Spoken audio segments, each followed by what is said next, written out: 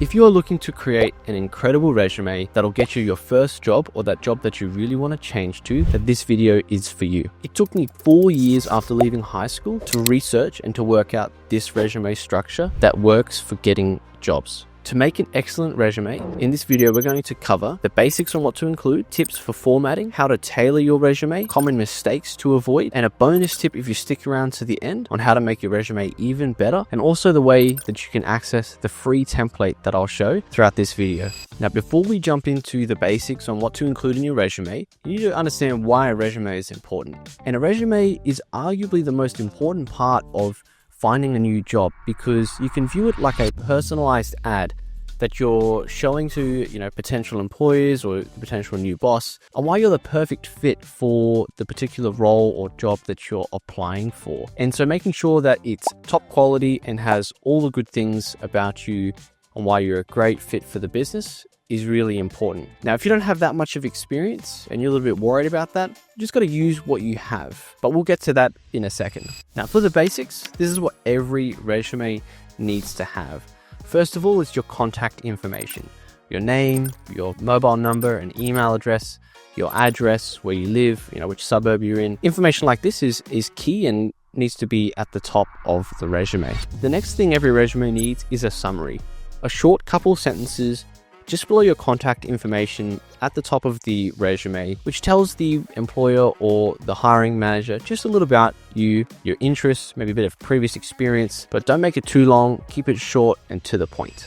The third section is your education. Now, if you're still in high school, this is of course the year that you're up to, and if you went to a different primary school, you can put your different primary school there. If you finished high school, put the year that you graduated. You can put your grades on there if you did well in high school and you want to show that off to a future employer. And then if you were doing a university or a TAFE study, you can put that information down there as well to show what you're currently working on as far as your education goes. The next section is to put down your experience. This is where you put your previous work experience. But if you've never had a job before and this is your first time applying for a job, then there's no need to panic, no need to stress. You can just put things down like volunteering at a non-for-profit or a charity, maybe in your local church, or if you've done any sort of leadership style work or your local club, maybe in sport, the club at school and stuff like this, you can put this down as previous experience. Even though it's not directly work experience, you're showing those skills that an employer does want to see. And the final thing that every resume must need is a skills section. This is where you put things like teamwork. If you've got maybe some coding ability, you can put that down there, customer service ability and stuff like this under your skills section, organized and have good time management and, able to set priorities, and so forth. These are all examples of skills you can put in the skills section at the bottom of the resume.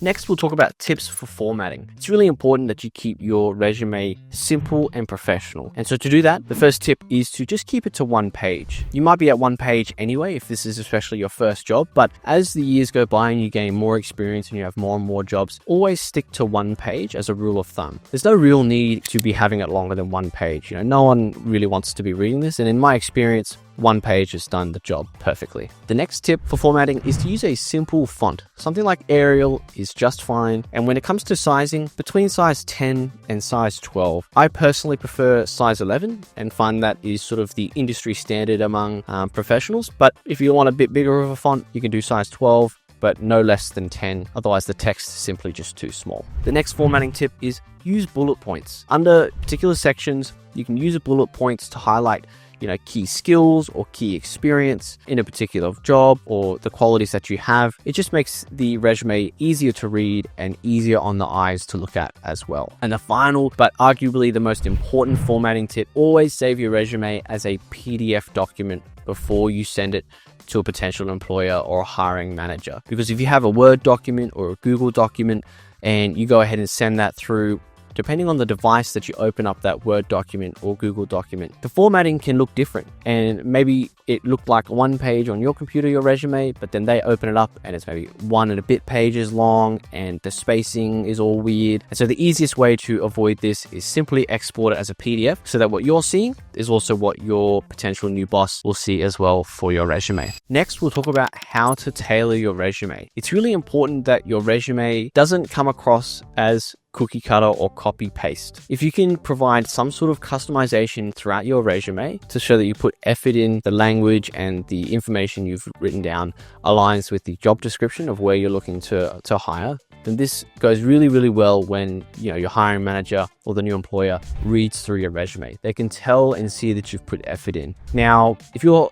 applying for a job that's more casual, maybe it's your first job and you're 15, and the boss doesn't have a job description or there's not really that much detail available, then of course just make it the best that you can because you've got nothing to go against. But an easy way to make a resume more tailored is just to adjust the couple sentences at the top under the summary section on your resume. Because if you're applying for a job at McDonald's and you're looking to work potentially the front counter at McDonald's, let's say, or any hospitality role where you're serving customers, but the skill set associated with that is of course much more different than if you're doing forklift and delivery work for IKEA in the big warehouse where you're not necessarily seeing customers directly. So the skill set and the information you want to, your strengths that you want to lean on will look a little bit different depending on the job, and the summary section is perfect to do this. Lastly, before we get to our bonus tip, we're just going to talk through 3 common mistakes to avoid. The first is typos and spelling mistakes. This looks super unprofessional and it's terrible to read when there is typos.